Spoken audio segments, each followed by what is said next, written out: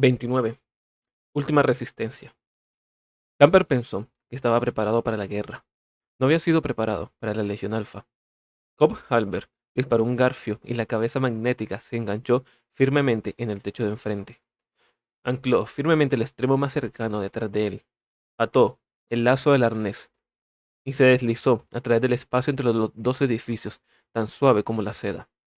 Sus Headhunters lo siguieron, una sucesión de sombras con armadura negra. Lejos al sur, los cuernos de guerra de los titanes rugieron, mientras el señor de la guerra capturado de la Legión Alfa y su par de Reavers que los flanqueaban destruyeron sistemáticamente lo que quedaba de las máquinas de guerra de los leales. La estrategia de Cetus había demostrado ser eficaz, aunque dependía, en gran medida, de los éxitos anteriores de Acurra. Los defensores habían dudado, y en gran medida no estaban dispuestos a comprometerse con ataques audaces, por temor a verse superados una vez más. La Legión Alfa había respondido simplemente ignorando la mayoría de las posiciones defensivas fuertes, dejando solo una presencia superficial para advertir a su ofensa principal de cualquier salida y retrasarla.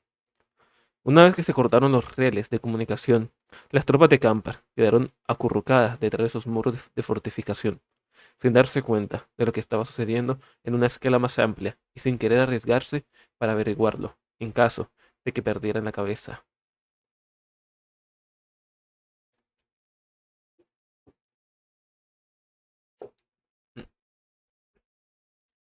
En cualquier caso, era un punto discutible.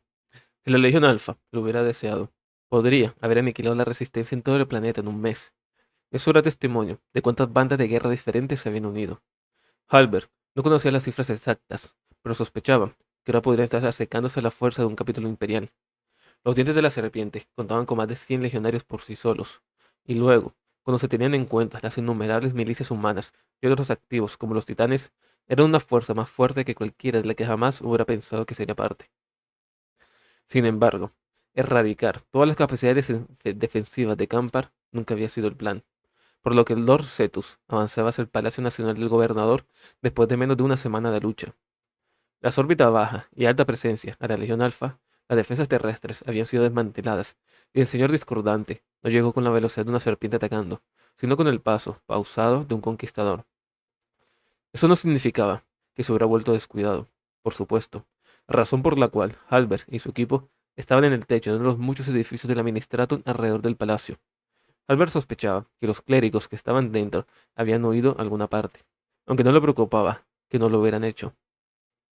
Perros guardianes, murmuró Don Ren, mientras ocupaban posiciones con vistas al camino del San Estebano, el imponente bulevar que conducía a las puertas del palacio. ¿Es esto lo que estamos reducidos? Acurra nos habría enviado adelante para matar al gobernador o encadenarlo antes de que el resto de la legión hubiera puesto un pie en el planeta. Cuida tu lengua, respondió Borland San. Puede que Lord Cetus esté escuchando. Mi voz está apagada, dijo Ren. ¿Cómo puedes estar seguro en lo que respecta al señor discordante, señor Osan? De todos modos, Acurra no está aquí. Albert no hizo comentarios. No había oído nada de que Acurra desde que se separaron, y el fantasma se fue con el primer golpe.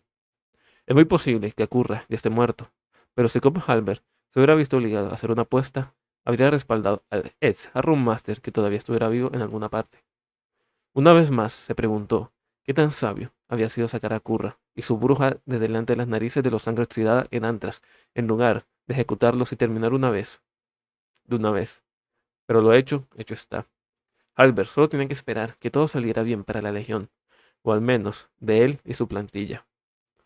Aquí vienen, dijo Ren, apuntando hacia su Volter modelo Skelter.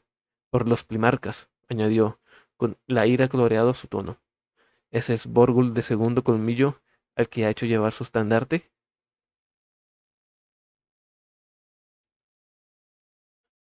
Lord Cetus estaba en su Hellstalker, flanqueado por tres de sus propios legionarios a cada lado, y seguido por un guerrero solitario que llevaba un estandarte en el que estaba estampado el sello de la legión, rodeado por cadenas oxidadas.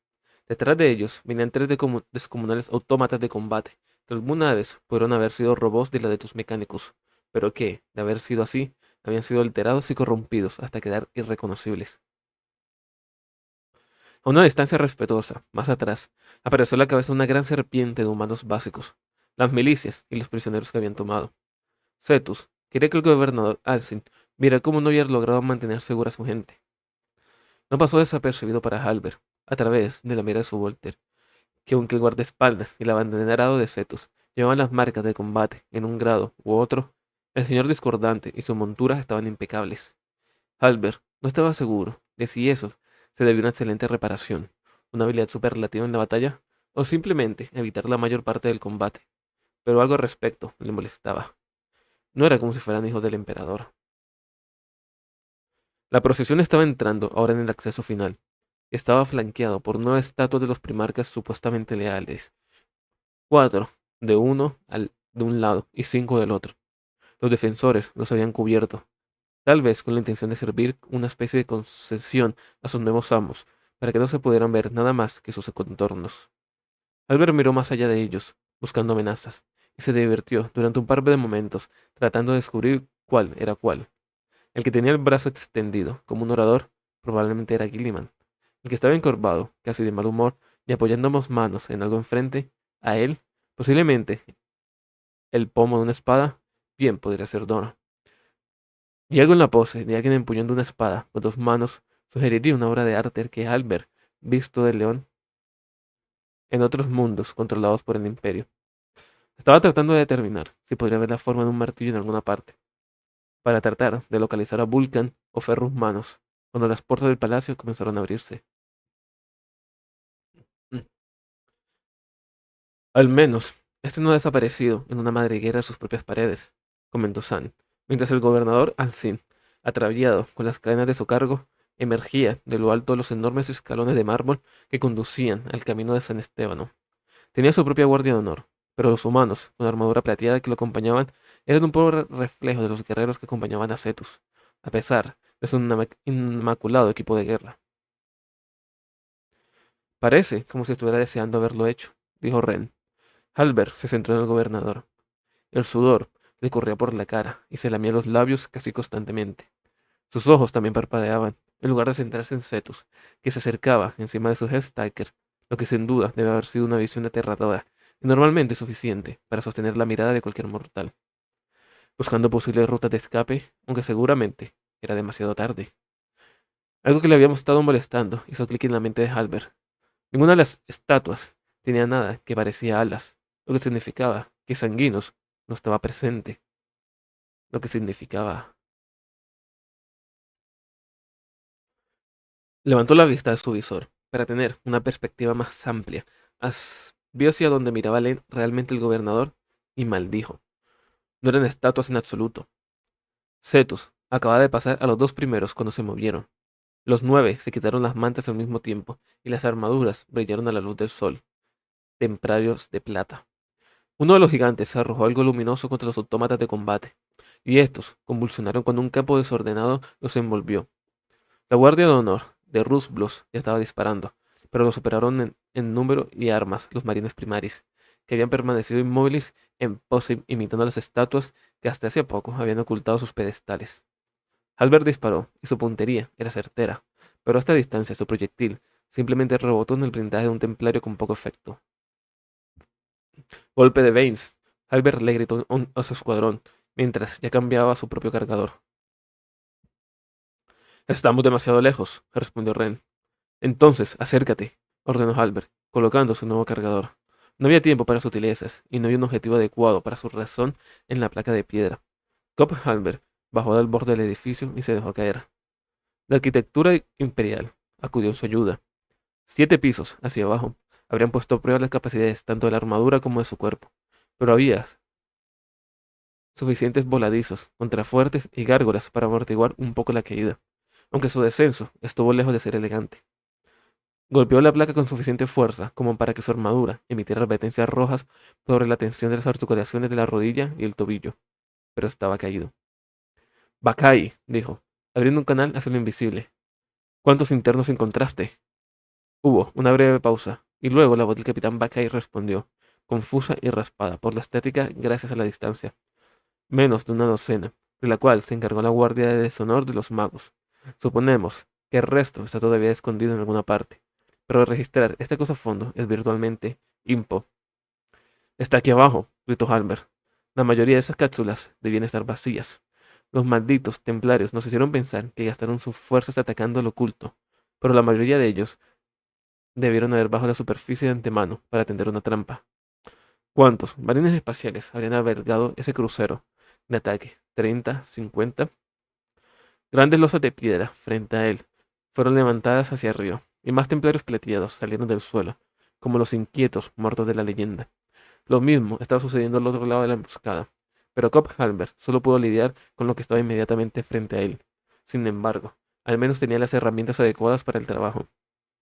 Munición Strike había sido desarrollada por la Legión antes de la herejía de Horus, con el propósito específico de penetrar la armadura de las legiones astartes.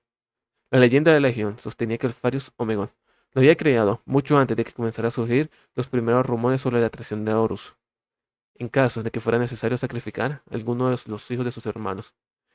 Era raro, incluso entre la Legión, pero Halbert se aseguró de que sus Headhunters siempre la llevaran, por si acaso.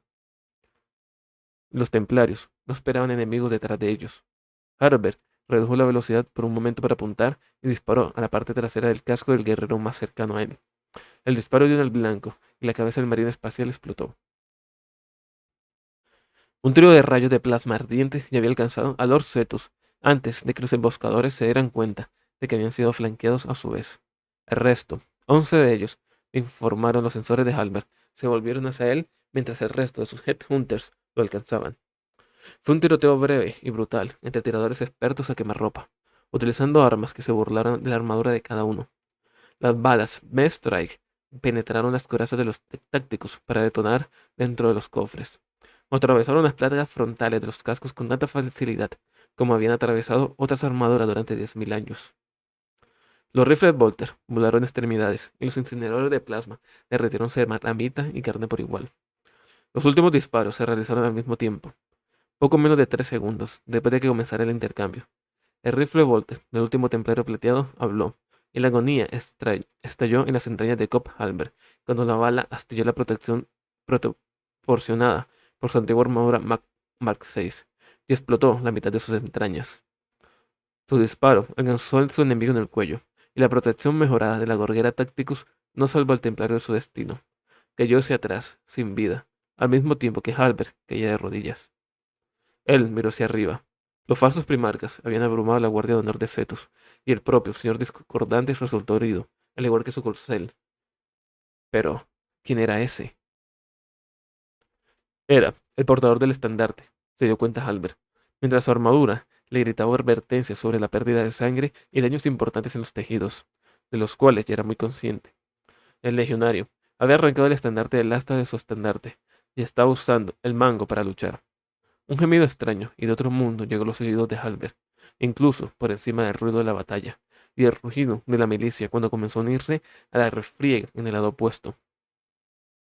El asta del estandarte había estado rematando y rematando con espadas cuando todavía llevaba el estandarte, o habían aparecido de repente. Uno de los marines primaris cayó hacia atrás, aferrándose a un corte enorme que casi le había arrancado la cabeza. No brotó sangre de la herida, simplemente humo negro aceitoso. La bandera siguió adelante, con el mango de doble hoja girando entre sus manos, hasta enterrar un extremo en el pecho de otro templario de plata, como si estuviera empuñando una lanza.